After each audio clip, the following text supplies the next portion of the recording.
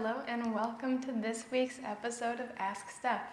I'm Stephanie Lillian, and every week I answer your yoga and meditation questions. This week, our question is one that a lot of students grapple with when starting or even diving deeper into a yoga and meditation practice. The question is this: are the practices of yoga and meditation religious? Now, before I answer that question for you, I'd like to ask you what you think about that. Do you think that the practices of yoga and meditation are religious? If yes, if no, what does that mean for you? Does it mean that you can't practice it if yes? Does it mean that you can practice it if no? Just take a moment and contemplate your answer and what it means for you. I'll give you a moment to think about it.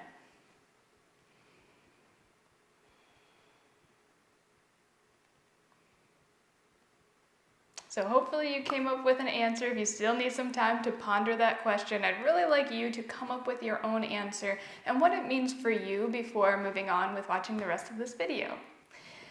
If you have taken the time to contemplate and you have your answer, I'd like to share with you my answer. So this is not that it's right or wrong, this is just what I have found through the journey of my practice, and it's what it means for me.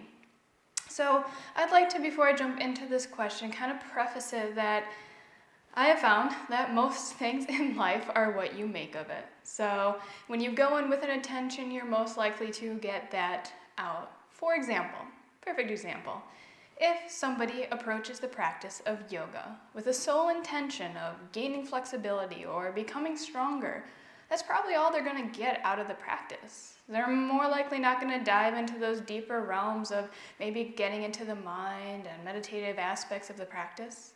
They might also attract teachers that are more focused on simply yoga as a practice for your body. However, if you're searching for a yoga and meditation practice that really allows you to cultivate self-awareness and tune in with yourself, you're more likely going to kind of find those classes out there and attract that into your life and get that aspect out of your practice. So when you ask whether the practice of yoga and meditation are religious, you will find what you seek, if that makes sense. You're going to find what you're looking for.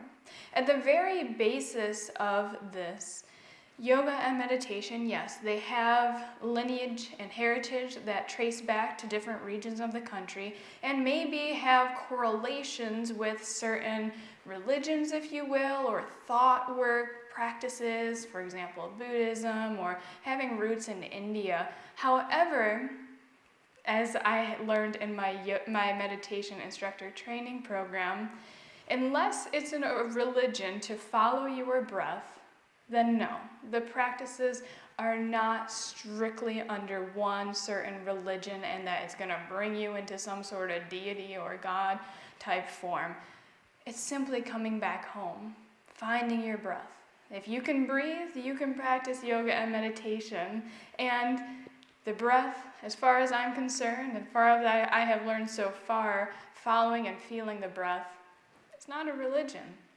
But again, if you go out there and seek the religious undertones and the meanings of the practice and find that kind of realm of things, you may start extracting these type of tones from the practice.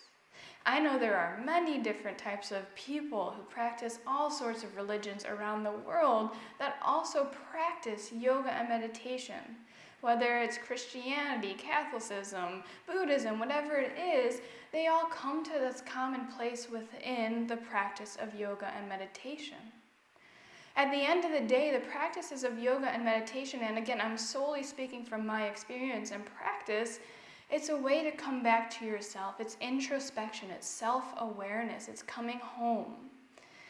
And when you find your way back to yourself, different things might happen. I'm not going to put any caps or expectations on your practice, but if your mind is open to allowing certain things, then they will show up for you. If you approach these practices on a strictly medical, physical realm, that's what you'll get out of it. If you're looking to dive a little bit deeper, you'll get something out of that as well. So I'd like to encourage you To practice self-awareness. Again, there's no religiousness with self-exploration and self-awareness. But ask yourself again, what does it mean to me if these practices are religious? And if they're not? Does it change how I view these practices? If you simply practice yoga and you know that it makes you feel better and more connected and more self-aware and just in this beautiful state, then practice it. If you notice that it's not for you, then don't practice it. We're simply here to find our way back to ourselves. So as a summary, I know this was a super vague video, but I want to leave it at that. Whether yoga and meditation are religious, it's what you put in is what you're going to get back out. So if you're looking for something more spiritual practice within the realm of yoga and meditation, you're going to get that out. If you're solely looking for a physical practice, you're going to get that out. To be honest, yoga and meditation are not religions, and though they may be tied to certain areas of the world or certain practices way in the past, as of now, no, they are not religion and not religious. However, if you're looking for it, they can help you dive into a spiritual realm within yourself. Thank you very much for joining me here today. If you have any further questions, comments, of course, feel free to reach out to me. Everything is what you make of it. So approach the world from within, find a loving light for everything, and the world will open up to you. Have a wonderful rest of your day. The light in me honors the light in you. Namaste.